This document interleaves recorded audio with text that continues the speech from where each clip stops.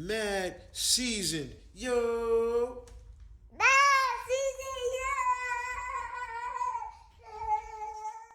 Yo, what's going on? It's the Mad Season Podcast, episode 1.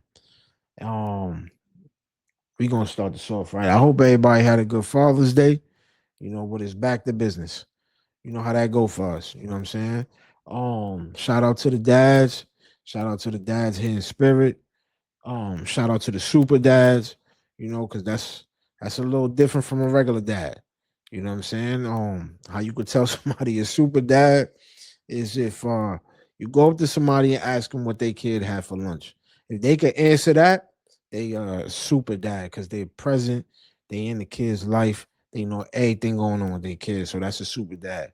Um, we shaming deadbeats on this platform. Um, no shout out to them.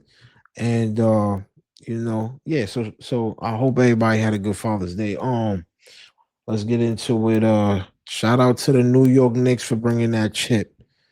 You know how that go. We had to talk about it. I don't care if y'all nicked out or what. I gotta talk about it. Shout out to the Knicks. You know what I'm saying, for bringing that chip back home. Because we was just talking about super dads, and then you got like Rick Brunson. Somebody like that. He's in his kid's life. He made Jalen be able to get that chip. You know what I'm saying? Like if it wasn't for him, it wouldn't be no chip. So at the end of the day, shout out to him because it's crazy. His motivational tactics is crazy though. Like I think like 30 minutes after Jalen won the championship, they asked him like, yo, is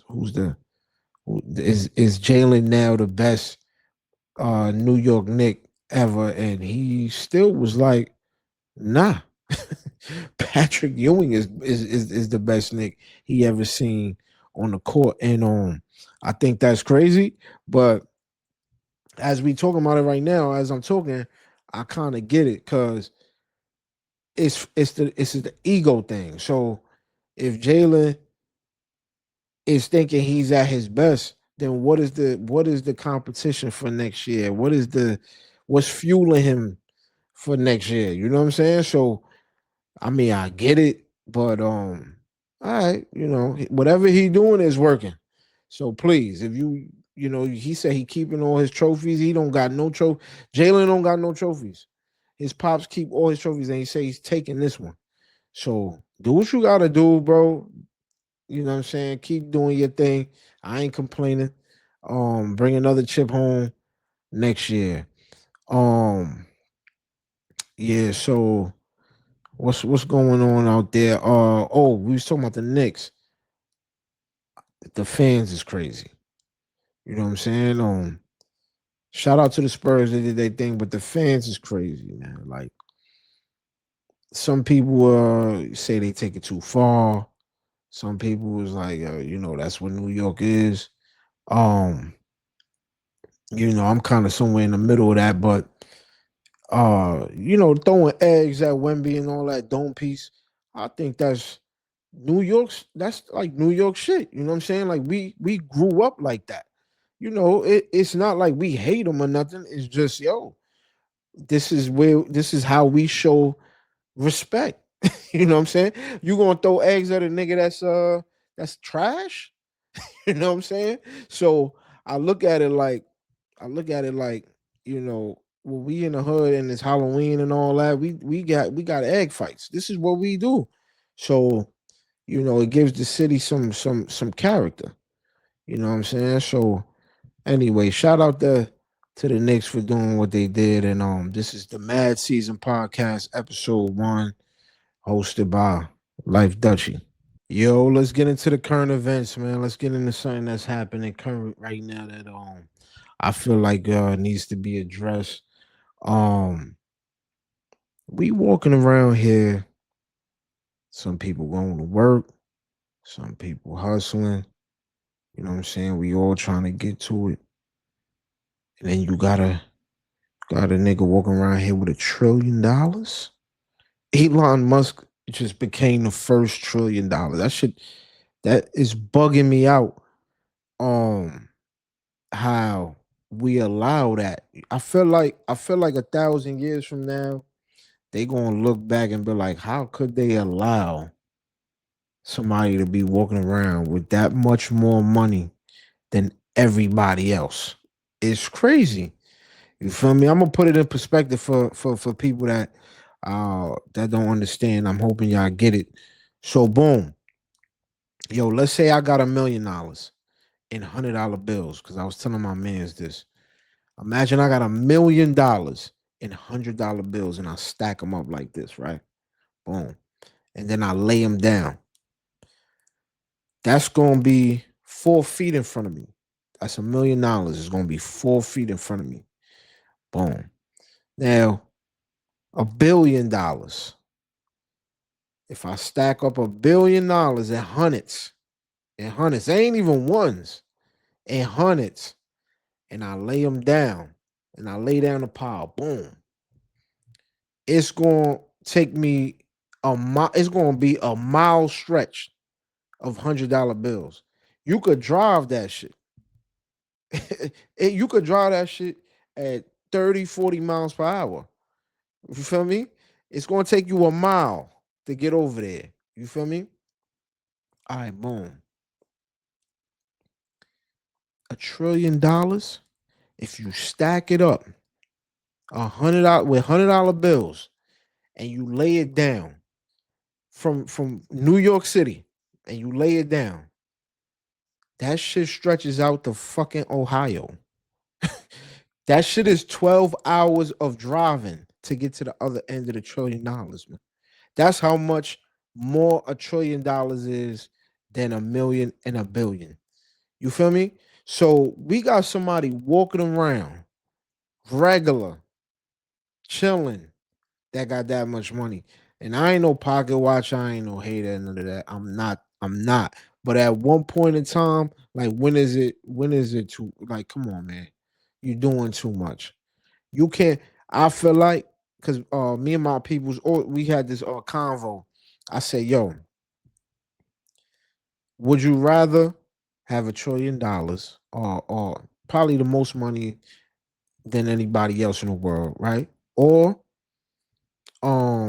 make it so everybody's good, like in the world where everybody could eat, everybody got shelter, and niggas is just living and going to work and everybody's good.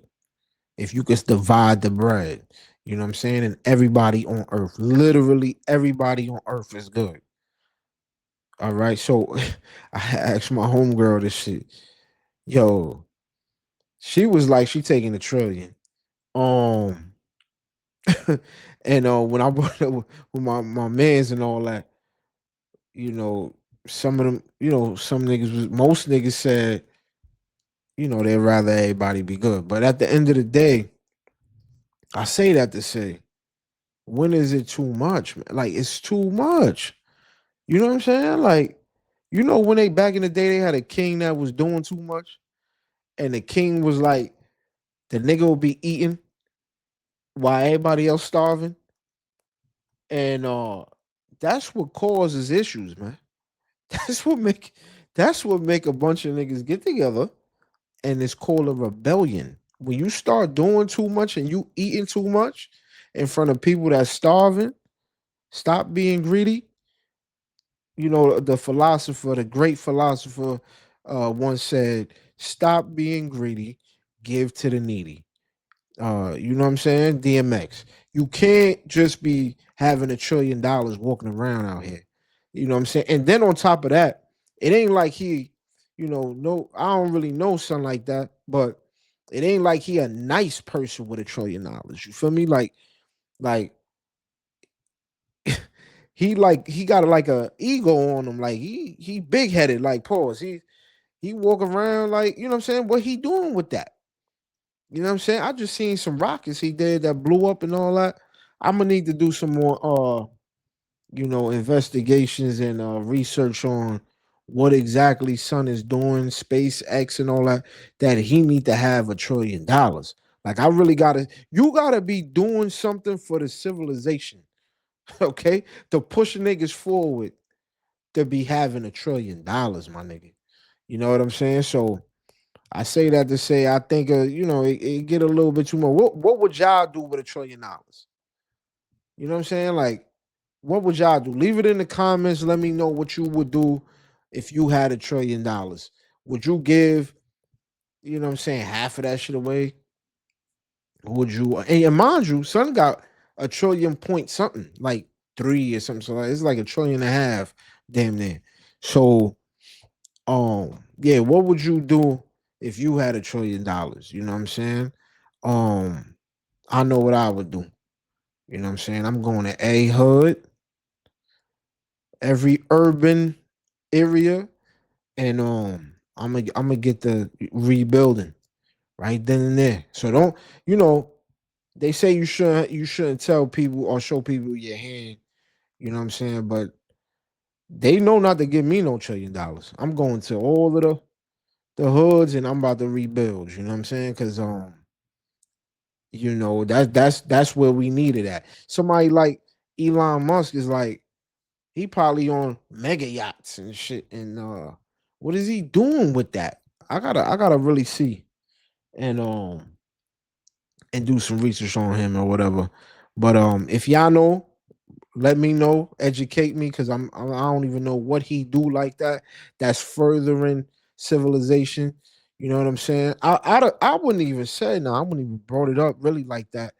Um, in this type of light, if it was somebody like that does good for the people, like just a good dude with $1 trillion. You know what I'm saying? He just giving niggas 50,000 and 100,000 just for nothing. He's walking outside and he see somebody that needs something and he give it to them. That's the type of person I am. You feel me? So I'm thinking like I don't see him do that. You feel me? I just see him around other people with money. I don't see him do nothing for anybody that we gonna get off of that. But at the end of the day, I'm gonna do my research because I don't want to keep talking and I haven't done got all the data. But what would y'all do with $1 trillion? That's what I want to know. Is you giving some away, most of it away? Is you know what I'm saying, you keeping it all to yourself? Um, Let me know. Um, since we talking about money, we could go right into my next segment, which is the 5-star rapper ratings. So in this segment right here, I pick a rapper, you know, um, and I rate them. You feel me? To see, like, because you got a lot of people, let's say, I'm not gonna say no names, but you got a lot of people who do ratings and they put rappers the top 10, 15, 20 or 50. You know what I'm saying? But these are not people that are lyrically in tune. These are fans. Yeah, my fault. We had a quick technical difficulty real quick, but yeah, back to it. Yeah, like I was saying, you can't give a objectively good review if you're coming from a fan standpoint of view. Like, bro, it's like you trying to be charmed by niggas when they rap and all that. So you gonna be under the spell. You know what I'm saying? So when I hear something or when I hear rappers, I'm automatically in my rapper bag. I get in my, you know what I'm saying, my lyricist bag. I get in my shit where I'm like, okay, um, yo, would I have said that way? Have I heard somebody say that before? It's an automatic, you know what I'm saying? So when I see these people who do these ratings and all that online, I'll just be looking at it like, yeah, it's not really coming from the same place or standpoint that I would do. So now I'm doing my own thing, which is the 5-star rapper ratings. So boom, the first one on this joint is going to be Hove, Jay Z. You know what I'm saying? Marcy Projects, Brooklyn. Um, we just gonna break down, you know what I'm saying, in different categories, and we gonna review it, give him 5 stars for whatever the category. So I'm gonna just go down the list. Um, when y'all hear this, y'all could tell me I'm bugging in the comments. Y'all could give y'all own opinion. You know what I'm saying? I'm gonna tell you why I'm giving my opinions, and we go from there. This is what the segment is gonna be. I'm gonna do on every episode. So boom, we starting with Jay-Z is the first artist we doing on the 5-star rapper ratings. Brought to you by Mad Season Podcast. So boom. Uh Bars and lyricism. What I give Hove. It took me some time. Cause off the rip, I want to give Hove the 5 stars. But I had to give him a 4.5 because I done heard Hove on tracks with people that that went a little harder. You know what I'm saying? Like it don't happen a lot. You feel me? But I done heard Hove in freestyles with somebody like some of y'all might know him, some of y'all don't, some of y'all might be too young or not in tune with Big L. You know what I'm saying? I done heard them on a freestyle together when Big L, R.I.P. Big L, when he was alive, Hove was alive. They was on the radio at one time rapping. You could go look up that freestyle and tell me what you think. Bar for bar, who came off, and bar for bar, Big L came off. This on the other joint with Biggie, I think Biggie had him a little bit. You know what I'm saying? There's a joints with Beanie Siegel. With Beanie had him a little bit. Um, but it ain't too many people though. You know what I'm saying? So at the end of the day, because of that, and to be real, I don't really hear Hove. See, Hove when he rap and he got bars and his lyrics hit, it's because of the entendres and the metaphors and you know what I'm saying, similes. His joints is like that. You know what I'm saying? Like that's what make you be like, oh. But then you just got niggas that just say witty ass bars. You know what I'm saying? Like Hove don't really do that. He just slick with it. You know what I'm saying? His joints is like you might catch that shit 10 years later. You know what I'm saying? So anyway, Hove when it come to bars and lyricism skill, I'm gonna have to give him a 4.5. Um next on the next category is flow. Like how he flow on the beat. You know what I'm saying? I feel like I gotta give him a 5 for that. Perfect score. 5 stars. Cause Hove could really rap on anything. I done heard Hove rap, fast, double times and you know what I'm saying? And yo, he could do the slow flow. He could, you know what I'm saying? Like he could do it all. When it come to flow, he's not to be messed with. He gets a perfect score for that. You know what I'm saying? The next category after that is creativity, content, and depth. So I think he's like when it comes to that, I gotta give him like a 4, man. Cause when I'm giving him a 4 for this, is once again because of other people that I give a 5 to.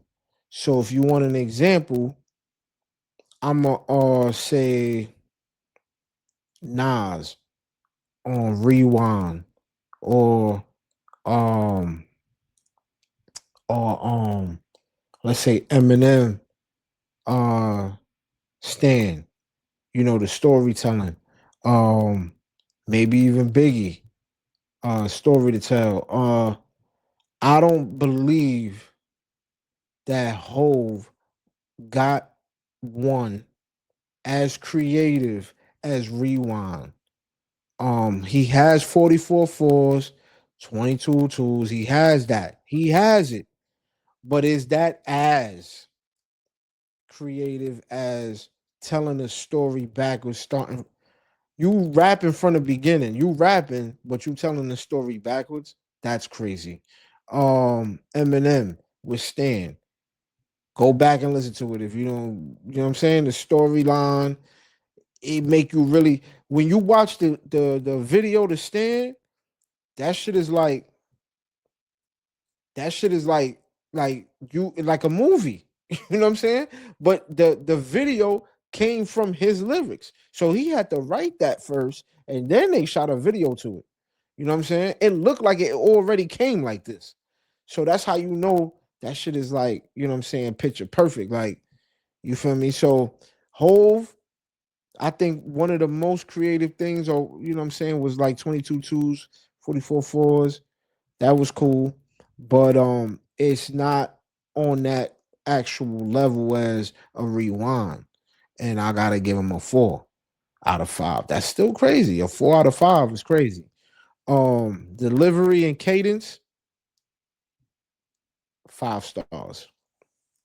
5 stars. Delivery and cadence, how he sounds on the track, how he delivers his raps. You know what I'm saying? He get a 5 for that because I mean, yo, he smooth with it.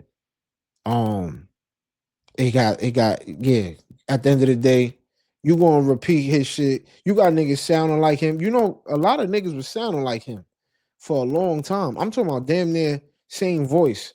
I think it was a dude. I could be wrong about this. Sicario. I don't remember the dude name. But somewhere in the comments, somebody gonna know it. Um, People was coming out sounding like Hove, not just rapping like Hove. You know what I'm saying? So, anyway, he get a 5 for that. Um, uh, on top of that, the next category is going to be relevance and cultural impact. Okay, relevance and cultural impact. Which I think I give him for that 5.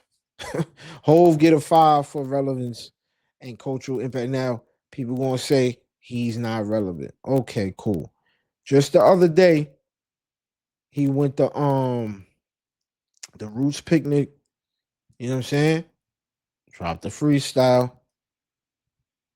and then it went crazy. Some people saying good, some people saying bad. It's still relevant. He's like 50 something. You know what I'm saying? A lot of these rappers who's 20 something, we not talking about them when they 50 something. You know what I'm saying? A lot of these rappers that are 50 something, we're not talking about them. Hove is still being talked about, relevant. You know what I'm saying? So when it comes to relevancy and cultural impact, his cultural impact is crazy. At one point he had everybody wearing jerseys. Then he had niggas wearing button ups. He kind of went wrong with that. But at the end of the day, people was doing it. You know what I'm saying? The Nike hat tilt to the side. That's Hove. You know what I'm saying? I'm not saying he a jiggy fly nigga and all that. Um, but at the end of the day, he do make an impact culturally. You know what I'm saying? When he come out, like when he about to do these shows, actually, he got a show at the stadium. It's gonna be sold out. When the last time Hov dropped the album? You know what I'm saying? So at the end of the day, his relevance, that's a 5, buddy. You know what I'm saying? That's a 5. Next on the categories is classic bodies of work. Classic bodies of work. I gotta give Hove a 5 for that. He got some. He got classics. Uh um, I'm not gonna go through them because it's probably that's people gonna go crazy in the comments. Oh, that ain't no. Oh, that is at the end of the day, he got them. It don't matter if it's 1, 2, 3. He got one or more classics in his arsenal. If you want to talk about albums, yeah, he got bodies of work. That's a classic. I'm gonna go with Reasonable Doubt.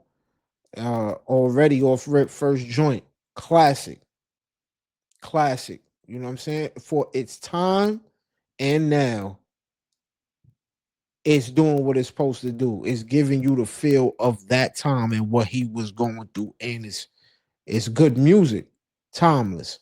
So um at the end of the day, you get a 5 for that. Classic bodies of work is a 5.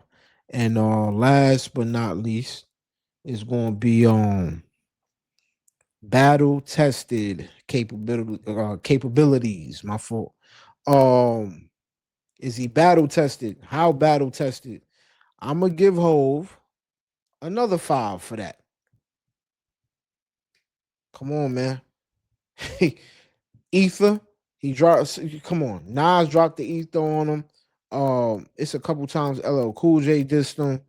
And he dissed back. Um, who else he had? He had little things with Mace.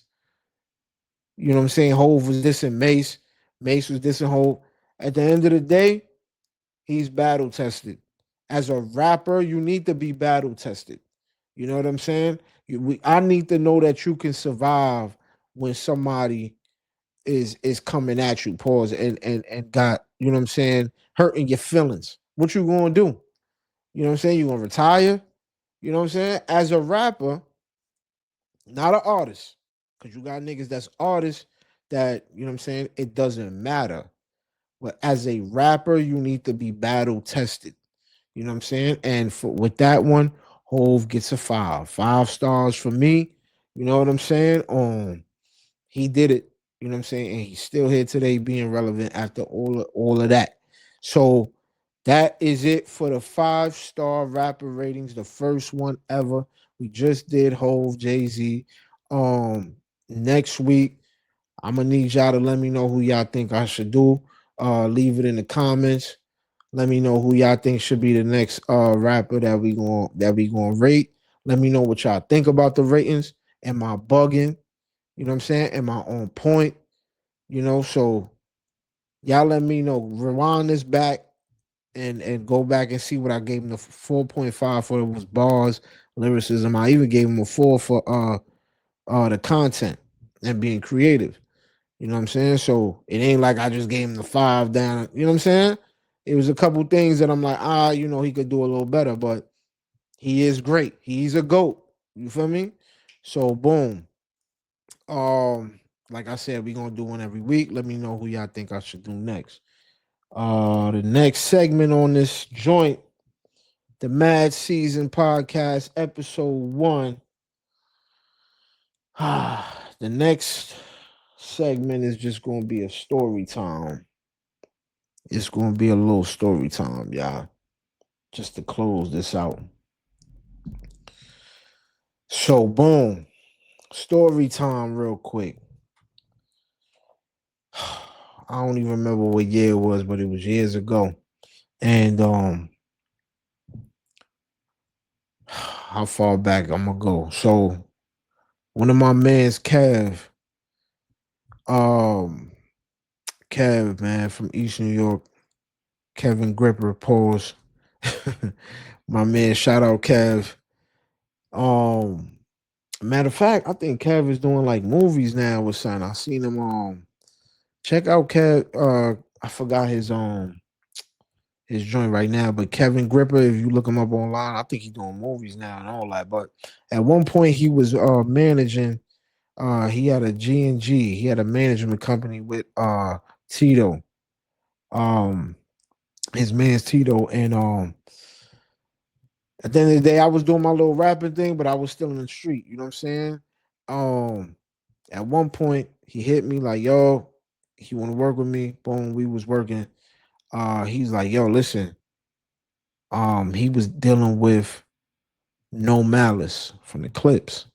Y'all know who the Clips is, man. If y'all don't know who the Clips is, I'm sorry, I can't do this with y'all. So just go online, put Pharrell Clips and all that. You're gonna see a million things pop up. All right, they just got album of the. I think they got nominated or they got the album of the year. I can't remember right now, but I know at one point Malice had verse of the year. You feel me? Like on some shit in the streets. Um. So anyway, long story long. Um. Kev was like, yo, I'm dealing with Malice. Need you to you know what I'm saying? Just write some joints like as far as like hooks and all that. Um, just help with the energy and shit to do a for Malice. You know what I'm saying? So boom, I do my thing, I write a couple joints. Mind you, I ain't gonna hold you. I didn't even take him serious.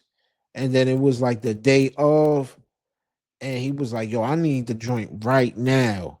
And I remember I was driving down Nostrand and Sutton, and as I'm like, "Damn," he telling me he needed today.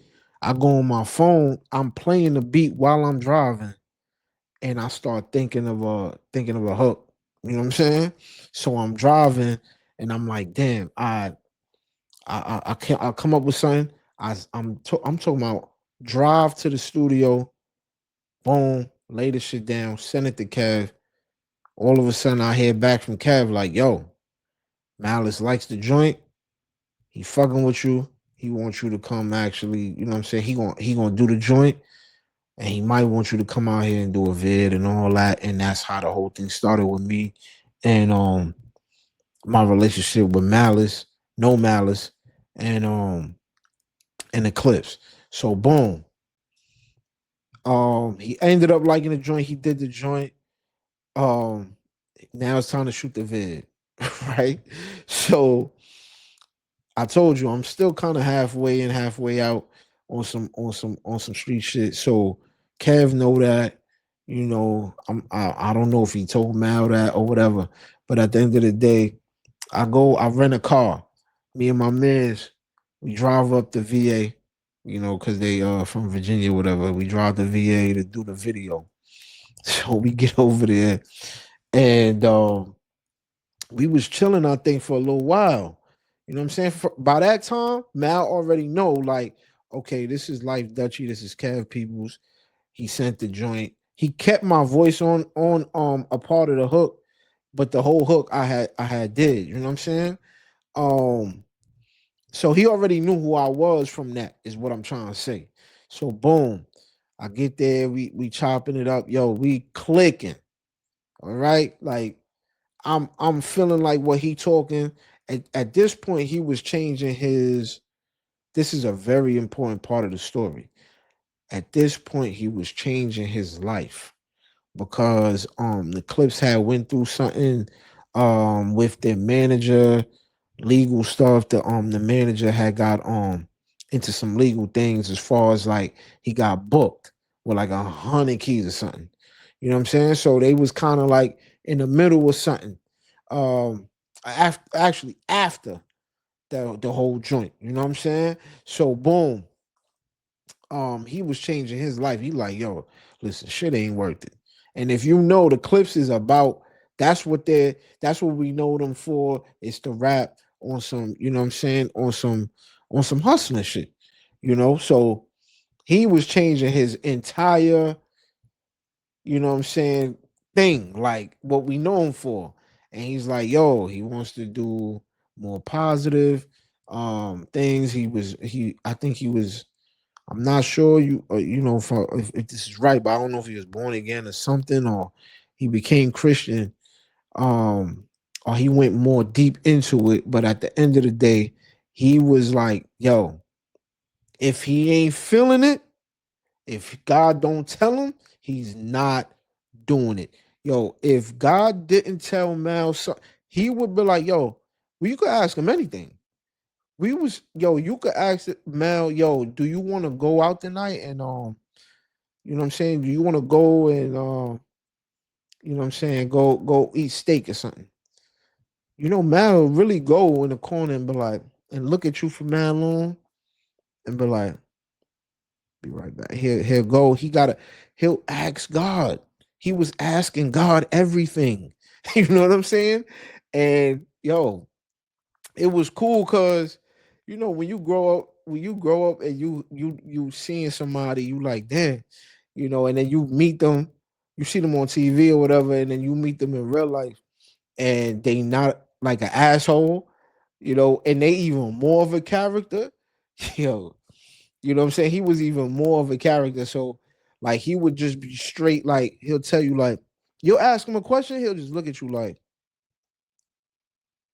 wait, right here. You know what I'm saying? He'll go like and he'll go ask God.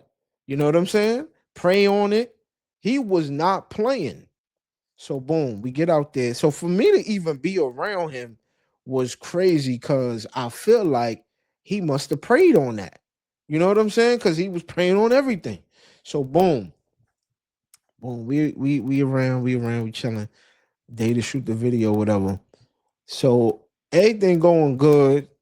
You know, this is my first time being around like a real rap star type shit. You know what I'm saying? Like, you know, so I'm like, yo, okay. And somebody that I was also a fan of too. You know what I'm saying? So boom. Um so I had I had the Renty or whatever, and we was about to go to from one part of the video to another spot, like mad far.